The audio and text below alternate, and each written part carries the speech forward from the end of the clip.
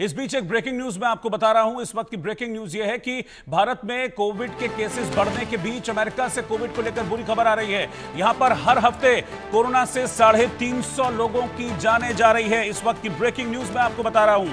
Centre for disease control and prevention की यह report है जिसमें कोविड इन्फेक्शन के हर हफ्ते के अमेरिका में आंकड़े यह संस्था जारी करती है और इसके मुताबिक अप्रैल 2024 के 4 हफ्तों में औसतन 350 लोगों की हर हफ्ते जान गई है, जिसमें पहले हफ्ते में 406, मैं अप्रैल की बात कर रहा हूं, अप्रैल के पहले हफ्ते में 406 लोगों की मौत हुई, अप्रैल के दूसरे हफ्ते में 353 लोगों की मौत हुई, अप्रैल के चौथे हफ्ते में 368 जानें अमेरिका में गई और अप्रैल के चौथे हफ्ते में 306 लोगों की जानें गई। तो centre for disease control and prevention की यह रिपोर्ट अमेरिका से कोविड को लेकर बुरी खबर दे रही है।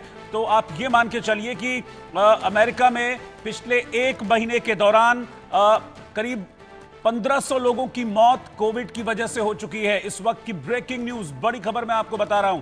अमेरिका में इस वक्त हालात कोविड को लेकर चिंताजनक हैं और जिस तरह से JN1 वायरस यहां भारत में फैल रहा है, अभी 1107 लोगों की जान गई है। तो ऐसे में अमेरिका से यह खबर चिंता पैदा करने वाली है। रेस्ट ऑफ द वर्ल्ड में कोविड जो है तेजी से फैल रहा है।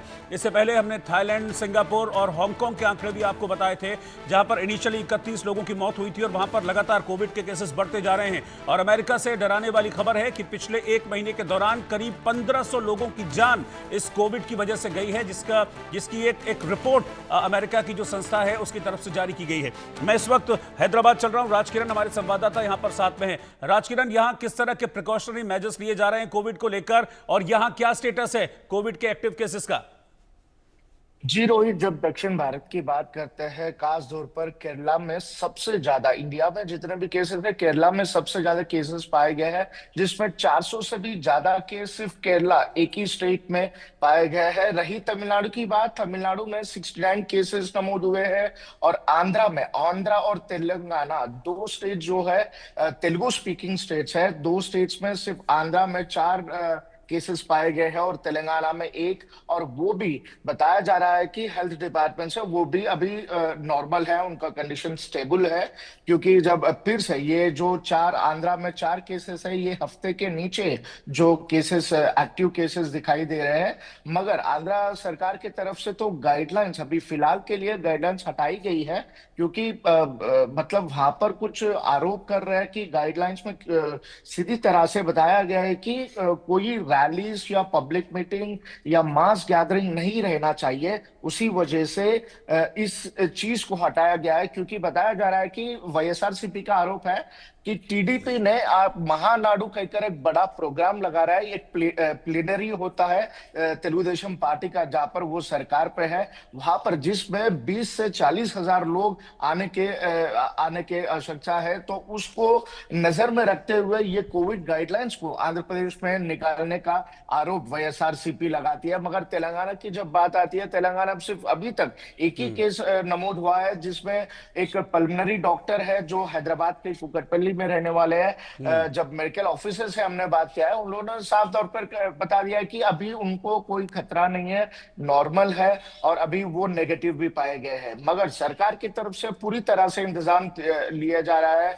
हॉस्पिटल में ऑक्सीजन की देखभाल हो, या तो पीपीई किट्स की हो, या एक सेपरेट वो वार्ड, कोविड वार्ड लगाने की। जब कोरोना फर्स्ट और सेकंड वेव में जो दिक्कतें सरकार को देखा है, उसको नजर में रखते हुए अभी पूरी तरह से प्रिकॉशंस ली जा रही है। हॉस्पिटल्स और कोविड हॉस्पिटल्स को भी सेपरेट, गांधी हॉस्पिटल जो तेलंगाना का सबसे बड़ा हॉस्पिटल माना जाता है, जिसमें तकरीबन 2500 बेड का हॉस्पिटल है, पीछे की तरफ एक सेपरेट बिल्डिंग है, जो अगर इनकेस अगर कोई अनटूवर्ड्स इंसिडेंट इस तरह से आता है तो उस बिल्डिंग को कोविड बिल्डिंग बनाने की बात कह रहे हैं। और इसी तरह से उस्मानिया जनरल हॉस्पिटल जो तेलंगाना का सबसे one of the biggest hospital in Telangana, तो वो उसको भी कोविड सेपरेट हॉस्पिटल बनाने की बात कर रहे हैं। मतलब सरकार यहाँ पर देखे गया तो मतलब हर एक डिस्ट्रिक्ट में, तेलंगाना के जो सभी डिस्ट्रिक्ट में जो सरकारी हॉस्पिटल्स है, उसको कोविड हॉस्पिटल, इनकेस कोई इमरजेंसी उस तरह से आता है तो सभी प्रिकॉशंस ली जा रही है ताकि उसको कोविड हॉस्पिटल बनाए।